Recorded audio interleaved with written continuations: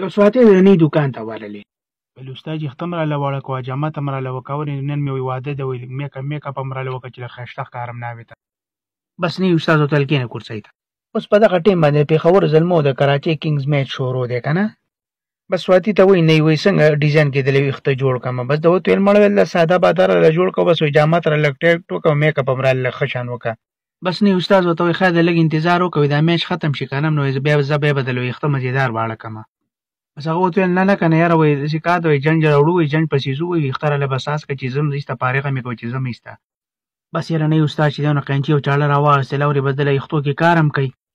او بس میچ ته هم ګوري اورې سمې چغې سورې وایي بس یې څوک چکه وخي بس دا اوس سم اوچتېږه او راخلاصېږه بس سواتي ورته وایي زما طرف ته هم لږ ټي وي راواړه وایي زه به دې میچ ته لږ ګورم که نه بس اوس لګېږي دواړه چې دی نو میچ انجوای کوي که نه اوس د نوي سواتي ته خیال نه دی او د سواتي اورې بس نوي استاد ته وایي استاد یې وایي ما سیم سر کې سپږې شوی وایي سر مې ګنجې کولو